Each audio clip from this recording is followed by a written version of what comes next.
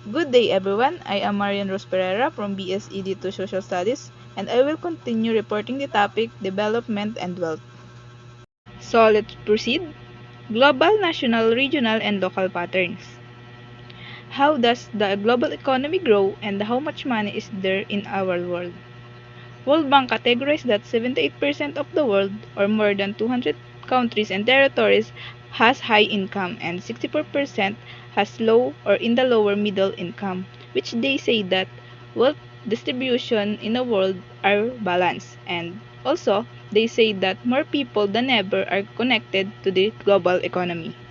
Meanwhile, as time passed by, 800 million people earn less than $200 per day, and recorded in the year 1990, 35% of the world live in extreme poverty, which in the year 2013 it dropped to 11%, representing a shift of nearly 1.1 billion people out of poverty.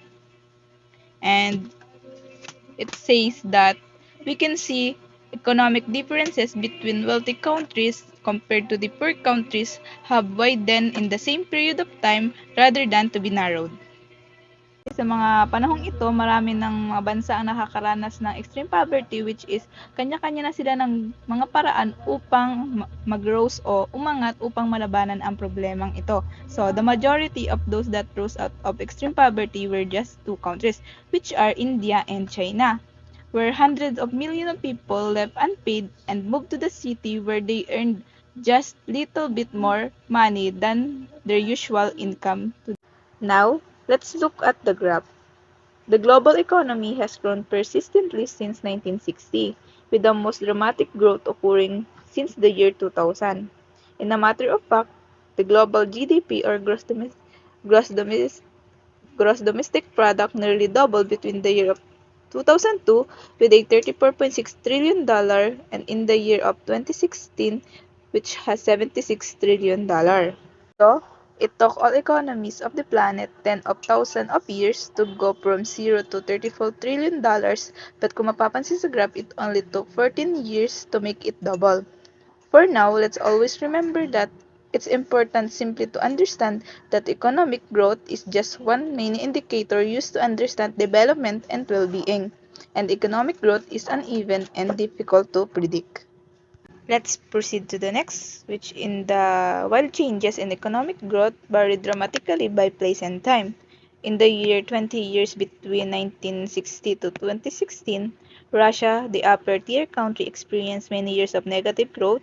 Rwanda, the lowest tier country, experienced rate of growth up to 14%, much higher than any country. US growth was negative in 2009 and hover around 2 to 3% subsequent year, and China annual growth average of 12% for several years dropped around 7%. So, dito, we can easily to identify and notice that every country are different for each other in terms of their economic growth. They are not the same in the same period of time, and some are growing and some are not. Who are the wealthier country and who are not? So it is categorized into two terms, the global north and the global south, where wealthier countries tend to be those in the global north, which includes North America, Europe, Japan, Australia, and New Zealand, while poorer country tends to be in the global south, where considered as or which includes everywhere else, or we can say that the third world country or the developing countries including Bangladesh, Algeria, Angola, Afghanistan, and many more. Na kung saan mapapansin natin dun sa dalawa na sa Global North napasama yung mga bansa na mayayaman na kayang sustentuhan ang pangangailangan ng kanilang mamamayan. Samantalang sa Global South mapapansin natin na kailangan pa rin ng mga bansang ito ng mga tulong na galing sa ibang bansa.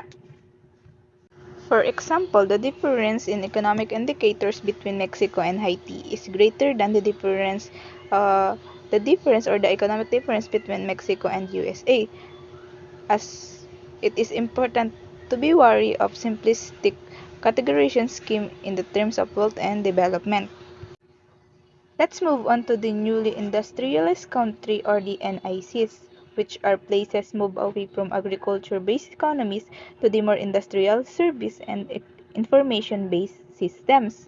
And one of the example groups of places known as the Asian Tigers or the Asian Dragons includes the countries of Singapore, South Korea, Hong Kong, and Taiwan, where massive investment in infrastructure and education facilitated an equal massive transportation of the economy in a very short period of time.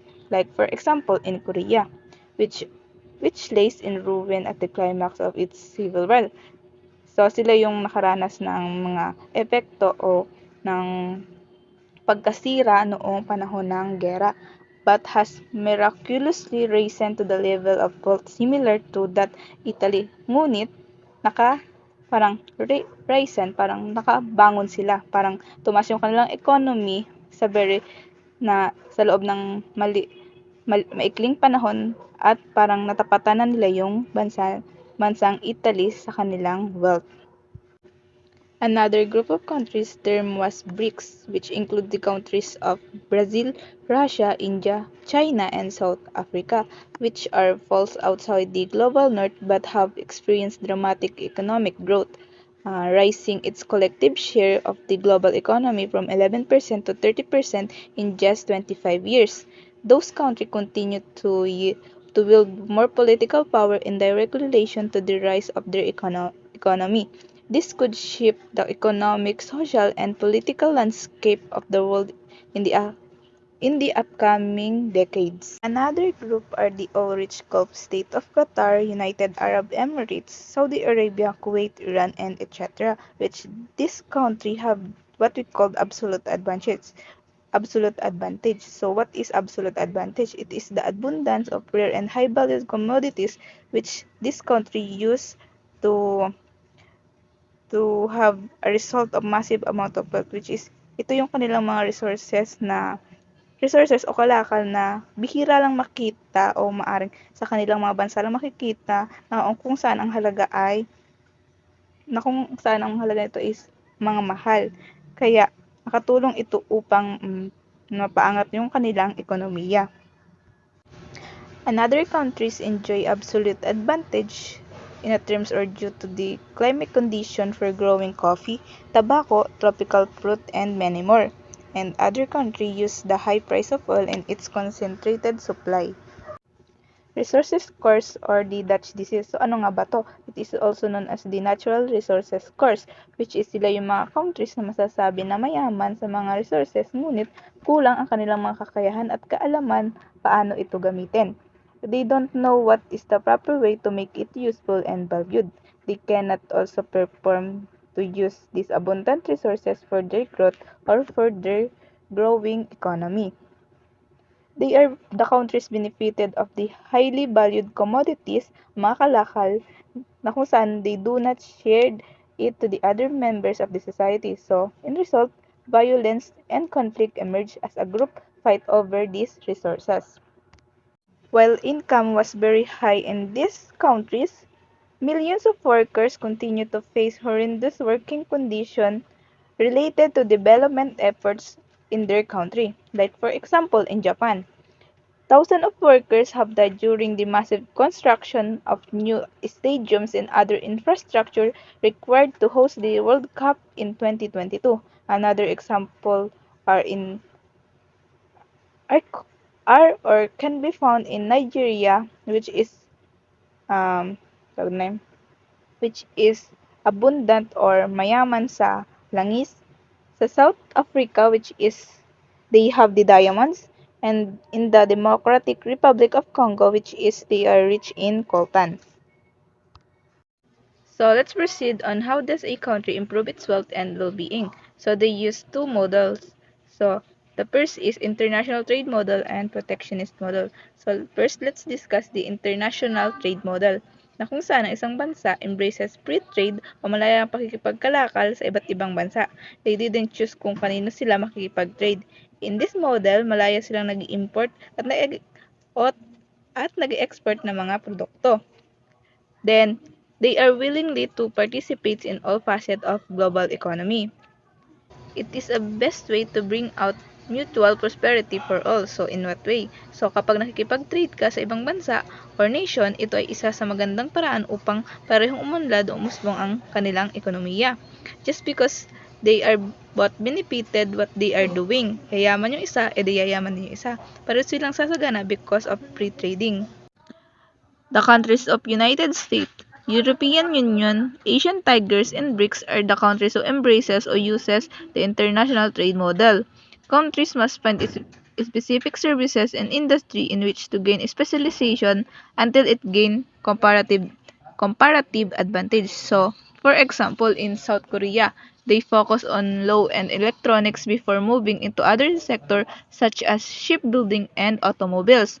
These products were inferior to those produced, but with each generation, it improved the workplace or workforce, technical knowledge, and facilities until it gained a comparative advantage. So, ano yung sinasabi ng comparative advantage? So, it is an ability to produce particular items, services more efficiently than competitors given in all alternatives. Let's remember that in trading, it is important we must have specific goods or services that we will be known for producing it. It can lead to grow our export rate as other countries will rely to us as we can able to produce that particular items or services than other competitors. So here are the positive and negative aspect in international trade model. So first, in positive aspect, potential high of ROI, which is return on investment. Second, increase of specialization leading to technological advantages. Third, simplified development strategy, and last was less government involvement. While in negative aspect, susceptibility to unpredictable global markets. Second, loss of control, and the last one is uneven benefits to the population. Let's proceed to the second model, which is the protectionist jury, also known as the import substitution, that requires a country to sustain themselves without significant trade with other countries. This model are applied to safeguard domestic companies from the foreign one, and also it comes from the theory that over-reliance on foreign labor products and services can be detrimental to national sovereignty and security. It became popular among the countries that gained independence after many years of imperialism and colonization. Countries such as India, Jamaica, Philippines, former, former Yugoslavia, former Soviet Union, and countries in the Caribbean and Africa. The vast majority of countries in the world turn away from protectionism as the strategy in favor of adopting international trade oriented.